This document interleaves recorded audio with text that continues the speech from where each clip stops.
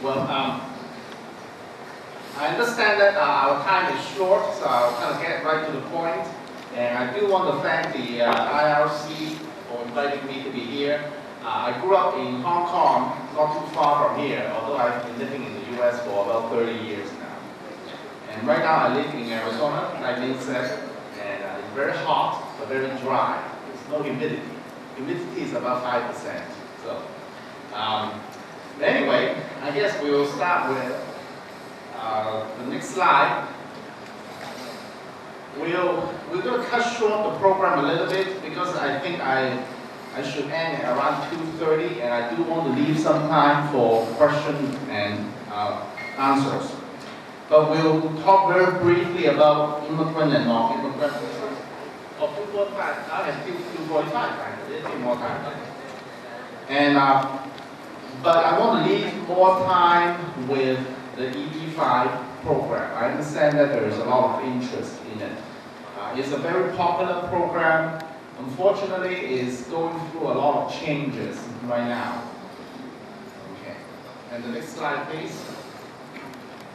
For non-immigrant visas, very simply put, is a visa that is not a green card. If you have a non-immigrant visa, you are a non-immigrant. You're not staying in the U.S. The most popular non-immigrant visa is the B1, B2, that's the visitor tourist visa. The H1B visa is the most popular work visa. Okay. And the L1, we spend a little bit of time on it. It is for intra-company transferees. And the F1 is the student visas, and the E2 is also for investor, but it's different from the EB-5 program. For next slide, please.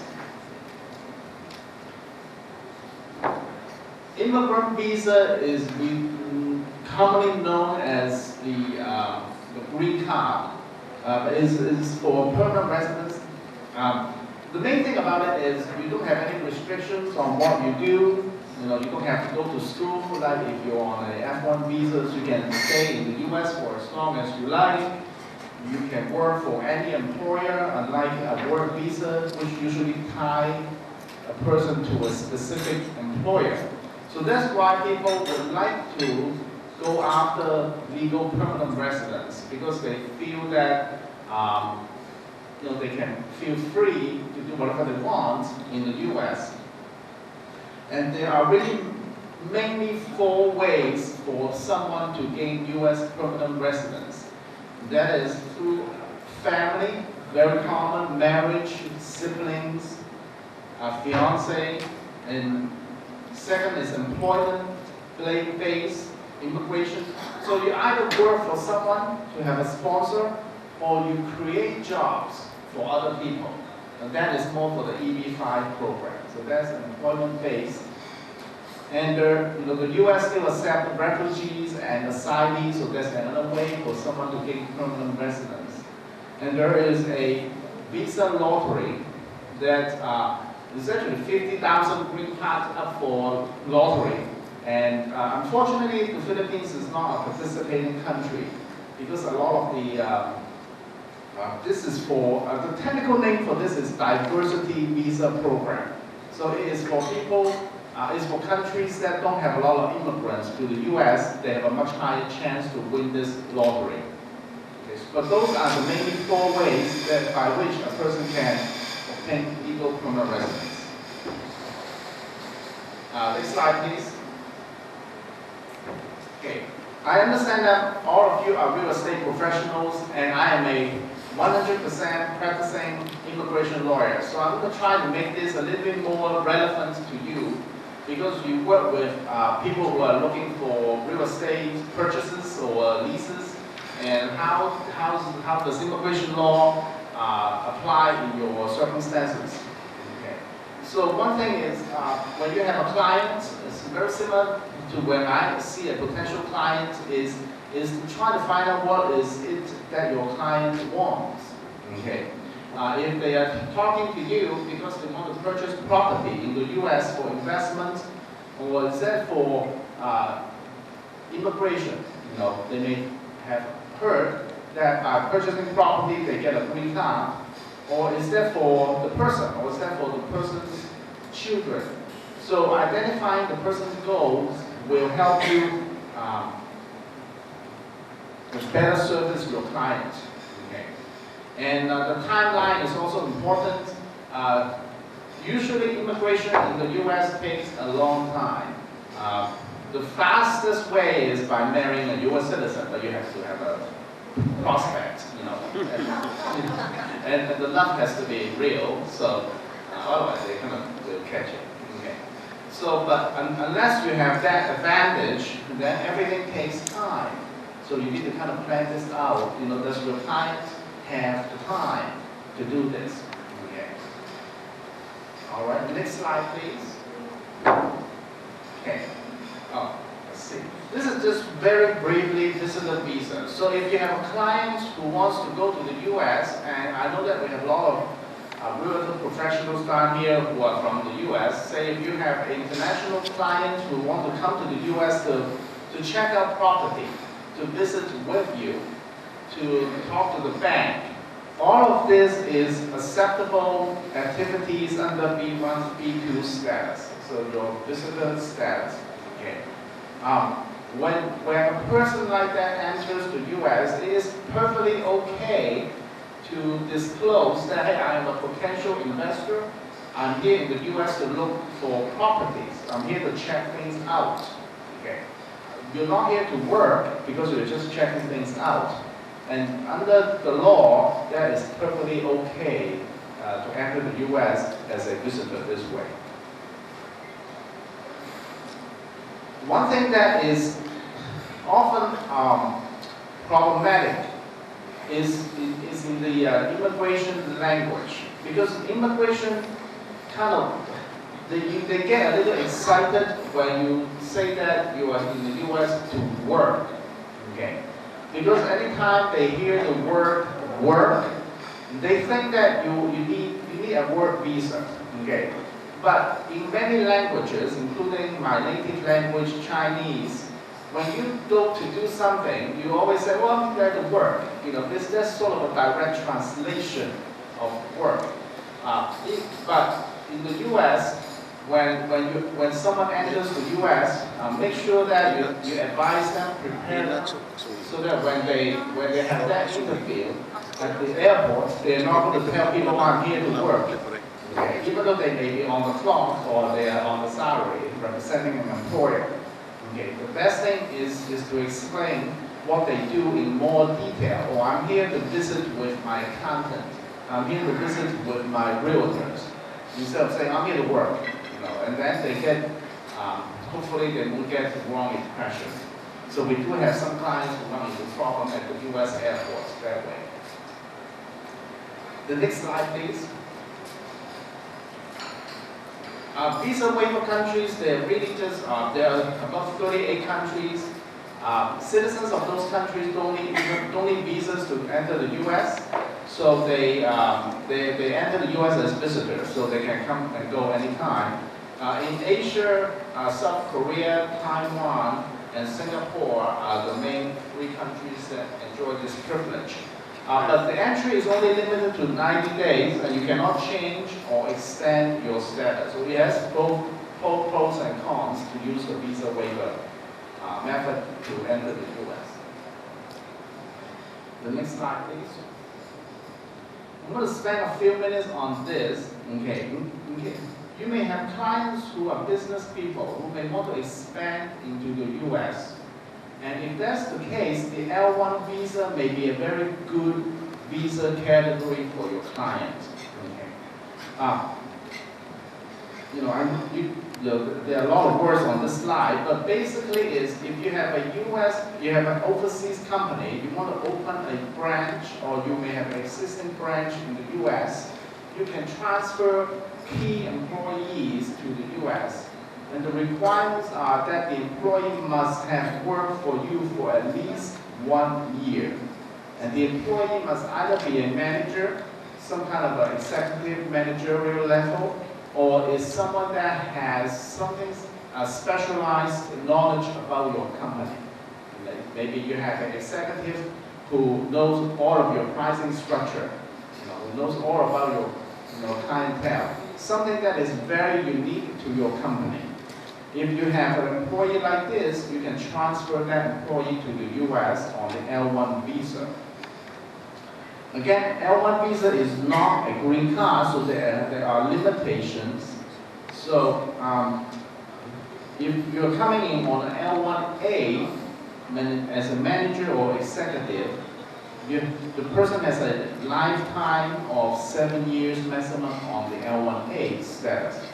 A person on L1B status has a lifetime of 5 years.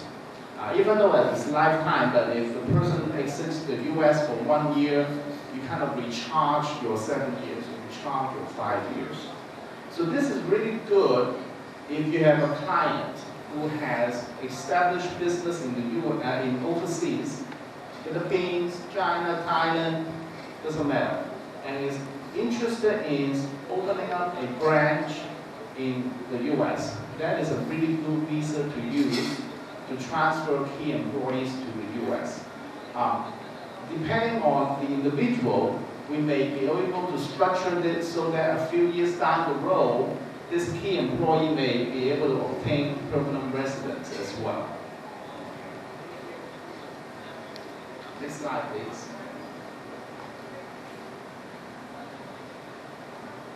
The E1 and E2 visas, they are appropriate for people from certain countries. It is called treaty visa because in order to take advantage of this visa, there must be a treaty between the US and the other country. The Philippines has a treaty, so people from the Philippines can use both E1 and E2 visas. I listed only a few countries in Asia that have that treaty. Okay. But if there is no treaty, the E1 and E2 visas won't be available to that individual. The E1 and E2 visas, okay, E1 is treaty trader, and that is for people who trade like stuff, between the US and your home country. Okay. Like handicrafts, clothes, stuff that you sell to the US. Okay. So the key to that is there has to be some kind of an existing trade already in order to take advantage of E1. Let's say if you don't have that, but you are from one of the countries that can do E2, so you can do the E2 visas by going to the US to open a small company and small business, and then you can start a business on that E2 visa.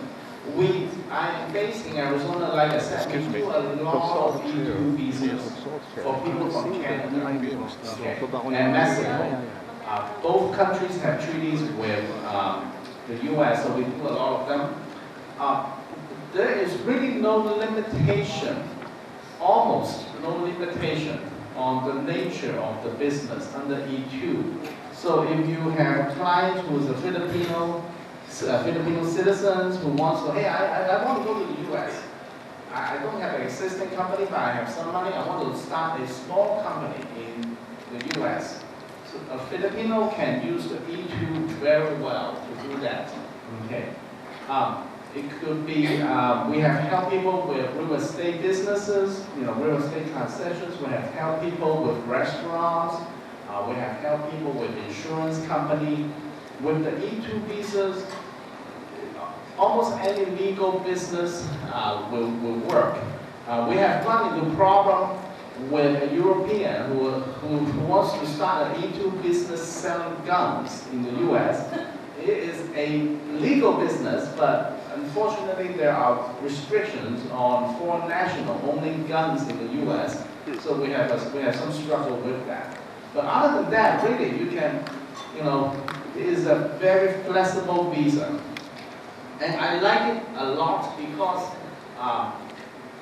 it is, immigration can be somewhat unpredictable, but the E2 visa is fairly predictable. Okay. If you meet the investment threshold, which is around 100,000 US. Okay, so it's not like the 1 million, 500,000 that you need for the EB5. You know, it's a lot smaller. If you have the investment threshold, you have a good business plan for 5 years that can convince the consulate that you know what you're going to be doing, you know what you plan to do is good. This is a very predictable visa to get, and we rarely, knock on wood, rarely have denials because we know exactly what they need and we will package the application that way. Okay. So how does that help your client? Okay. If you have individuals who have the resources to buy like a house in the US, and let's say they also have resources to maybe buy a small franchise or a small business, so that they have something to do, keep them busy, make some money. That's a really good combination. You don't need to invest a lot of money, but you can have a E2 visa that is valid for 5 years, and your children then can be in the US to study, go to public school. So it's pretty good, okay? But what is not so good is the E2 visa is not a green card, okay? You are still under the restriction that your status in the US is tied to your business. You can change business. Say if you initially start E2 with a restaurant business and you realize, well, this is not a very good business, I'm losing money, but I'm going to start a yogurt shop. Okay, a yogurt shop is making money. You can change that. So you have that flexibility. But you have to have a business. Okay? The moment that you sell your business, you're going to lose your E2 status. Okay? And also, under current US immigration law, no matter how long you have been on E2, like I mentioned, you initially get a visa up to 5 years, and you can extend it for another 5 years, another 5 years after that, as long as you have a business. I just helped a French lady who has been on E2 visas for over 20 years. Okay. Because she doesn't want to live in the US. For her, the E2 visa is perfect. When she retires, she's going to go back to France. Okay. But for some people, for your clients, that may not be the case. Your client may want to get a green card eventually. So the E2 visa is a good way to start, but it's not an end point. Okay. As under current law, you could try to get an E2, go from E2 to a green card, but it requires a lot of planning and it's a little expensive. It's a little silly, the law that is written right now. Okay. But there has been it doesn't make any sense, when it comes to it, because you are talking about people who have already invested in the US, who have hired people already, and to not give them a green card, to me, it doesn't make a lot of sense. So, but there is a proposal that will give E2 investor a direct path to get permanent residence. The proposal right now is, I believe, after 8 years on E2 and creation of 3 jobs, and if you pay tax, appropriately, there is a direct pathway to get a green card. But for those who are from the US, you probably know that our Congress is very not efficient in terms of passing immigration legislation. So we don't know when and whether this will come to pass. But there is a proposal to make it a little bit easier. When I work with potential investors who are not ready to do the EB5, but they really want to do some small businesses, and if they come from a country that has a treaty, and I usually will recommend them to go for the E2, because you can get an E2 in about 3 months, and a lot less investment, and you get to stay in the US usually for at least 5 years. So it's a pretty good thing to do. For someone who does not have a treaty, who cannot do E2 or E1, then the next best thing is probably the L1. If the person has a company in outside of the U.S., then the person can open a branch office in the U.S. and we can see what we can do with the L1. I'm going to turn the time, or the remaining of the time, to the next slide, please. So there's some of the sample treaty countries, and then the next slide, please. Next slide, please. Okay, EB5 investment. I'm going to go over the basic a little bit first, because the basic is actually fairly basic. Okay, the idea is good. 10,000 green cards will be allocated each year for investors. The main requirements are, that will be the next slide. But under this slide, what we see a lot, users of the EB5 programs are retirees who want to retire in the US. There is no visa called retiree visas in the US. Okay, so even if you have a lot of money, there's no such visa for you to get. Okay, so they have to get a green card. We see a lot of people who want to send their children to the U.S. so that the children get their green cards and later on get tuition rate to go to U.S. universities. We see a lot of that. And we also see a lot of international students who came from good, wealthy, resourceful families. And after they graduate from universities, they don't want to deal with the work visas, so they have money to try to get EB5, get their green cards. Next slide, please. Okay. The requirements are fairly basic. It's investment of money and creation of jobs. In terms of money, right now is $1 million, and I'm going to talk about the proposal in a minute. And in some areas, the investment amount is $500,000. Okay, and those are the rural areas. Rural areas is carefully defined in the law, but it's really basically in the middle of nowhere. Okay, and or targeted employment area, and that is in areas that has more than 150% of the U.S. national unemployment rate. The national unemployment rate in the U.S. is hovering around 5.8. So if you invest or you have a business in an area that has an unemployment rate of 5.8, about say 8.5, then you will meet that requirement and you can invest in $500,000 instead of the full $1 million. It has to be a new commercial enterprise. So buying an existing business is problematic. It is easy to create one. And it has to be an active business, so buying stocks and bonds. I know that in some countries that is all you need to do, but not in the US. Okay. And the person has to have some managerial role in the business as well. Next slide, please. In the context of real estate professionals, like all of you, a very common question that we receive is, can my client buy a house, $1 million home, $2 million home, and can this alone be the vehicle by which they get the green card? Unfortunately, the answer is no, because there is no, I skip an element. There is an element of the EB5 program, which is job creation. In addition to the money, we have to create 10 full-time jobs per investor.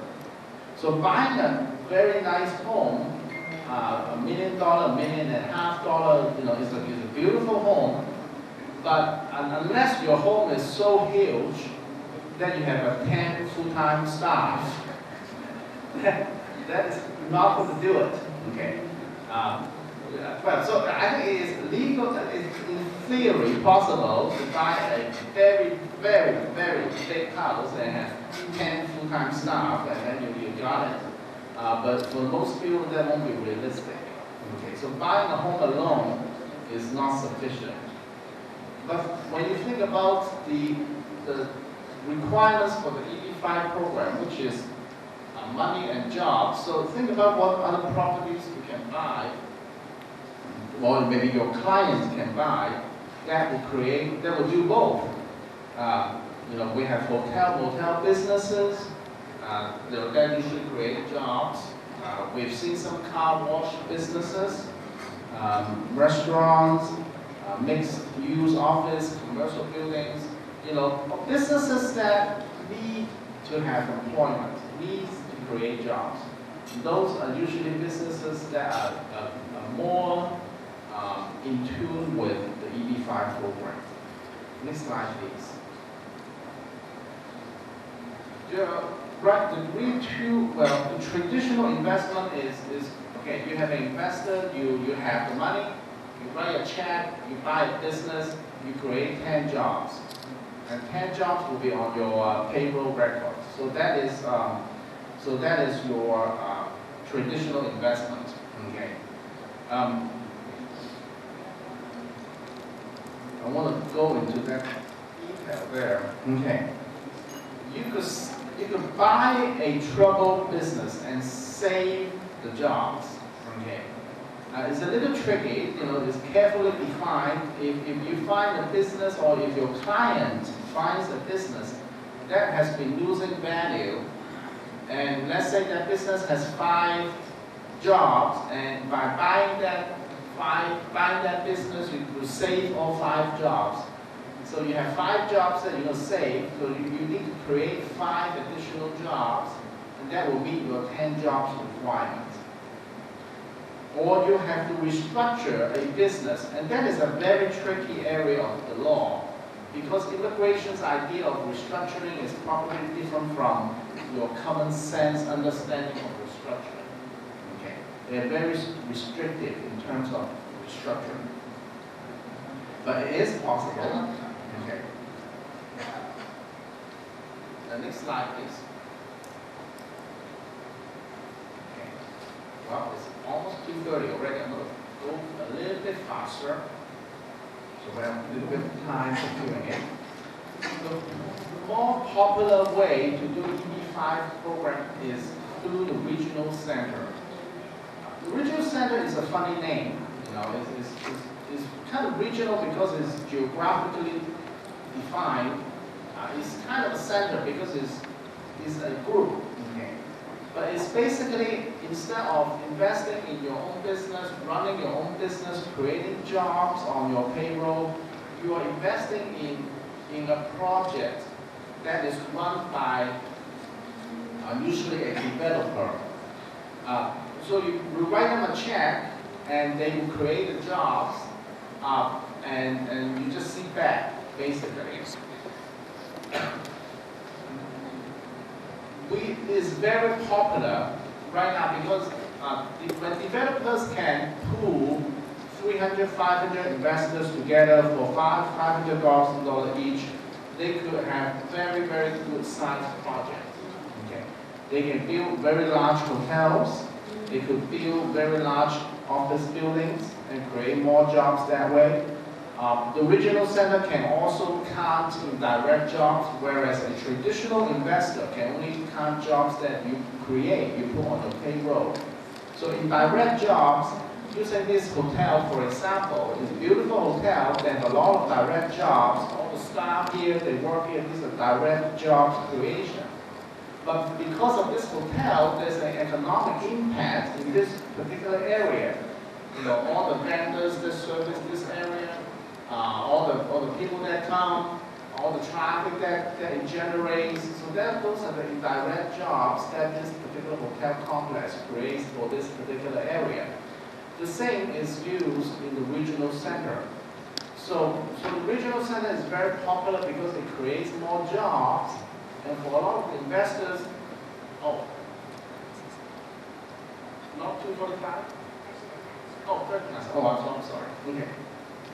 Well, the regional centers is a lot easier for them, for most investors, because they don't actually need to run a business.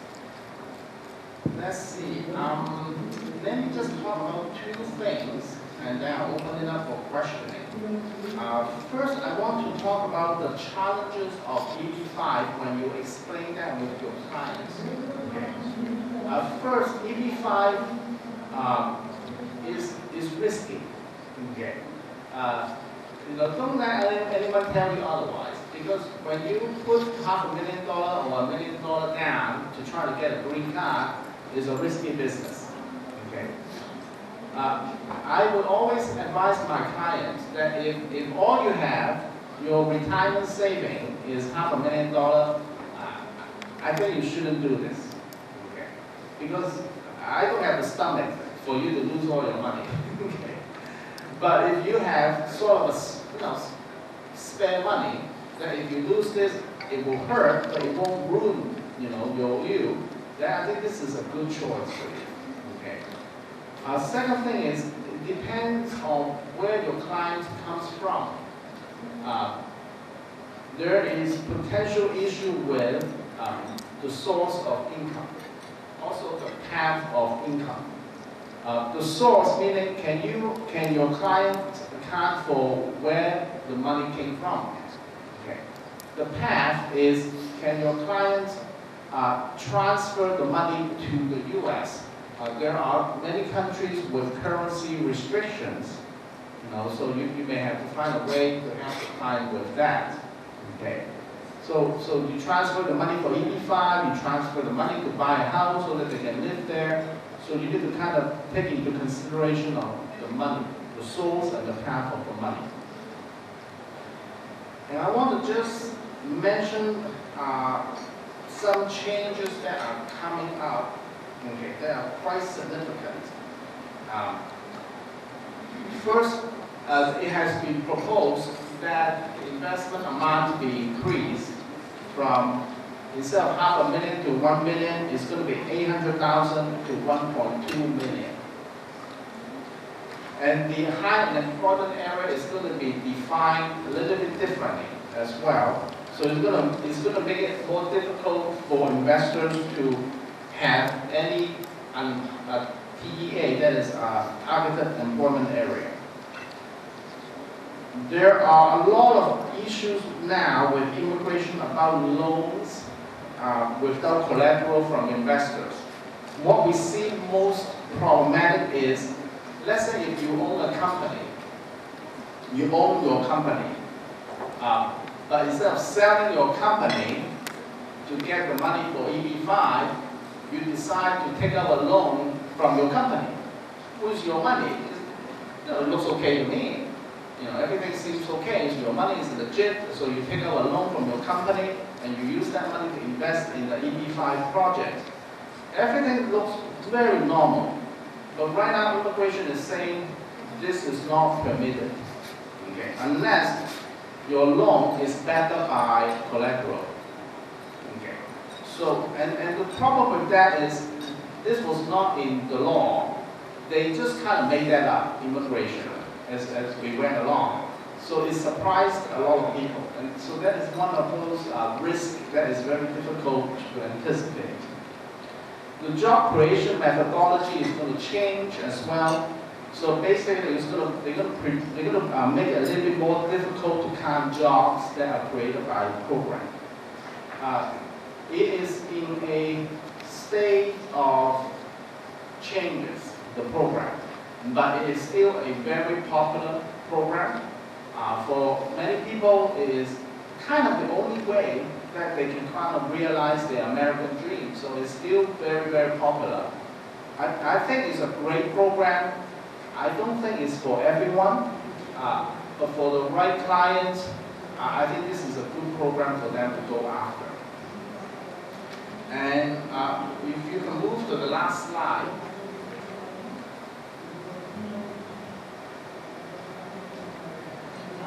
That's my contact information. I understand some of you may be interested in having this PowerPoint presentation. If you email me, I will be more than delighted to email that to you. So, on that note, I think I have a few minutes to open up for Q&A. All right. Yes, if you have a question, please raise your hand. Jared, do Yes. we have the list of the region? List of the regional centers? Yeah, regional center. Is it on the website or where should we go? Well, it is. It may be listed on the slide actually, but if you go to uscis.gov that is immigration's website, and there's a search box, and you look for regional center. There is a list of about, I would say, maybe 700 or 800 regional centers. The problem with that is it really doesn't help your clients because no one can sort out 700, 800 regional centers. So it becomes very important for them to approach you, and you may understand, maybe get to know a few regional centers that you know have a good track record. Would it be better just to contact you if they need, any things like the EB5, just to make it, to simplify the search or whatever needs that they want? They just email you? Yes, absolutely. Absolutely. Any more questions? Yes. Hi, good afternoon. Hi. The requirements that you mentioned here is about $1 million US dollars for if they want to start a business in non-regional area. So for those who may be interested in doing this route, they should have more than $1 million in the bank, right? Because they still need money for their household expenses. And how $1 million is going to start a business for investment purposes. Correct. You still need money to live in the U.S. and how Correct. many months for that? Absolutely. Absolutely. It's a really good question because the money that counts towards the EB5 is all about the business. If you have some money to buy a house, that doesn't count. So you're going to have to plan more money for that. And even if a good business, it takes several months, if not half a year, to gain traction, to have a positive cash flow. So you have to plan for that as well. Excellent question. The documentations,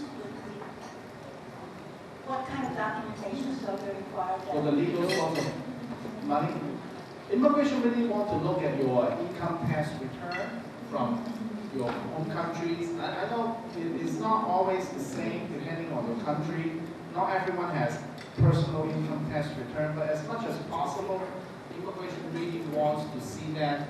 The thing is, if you can only account for, let's just say, an annual income of 10,000, but suddenly your bank has $1.5 million, okay, then immigration will have a problem understanding where your money came from.